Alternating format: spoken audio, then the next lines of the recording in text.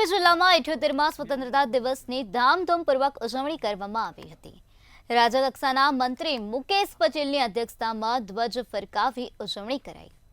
તેમના દ્વારા સરકારની વિવિધ લોક સુખાકારી યોજનાઓની તથા સરકાર દ્વારા કરાયેલા કામોની વિસ્તૃત માહિતી આપવામાં આવી।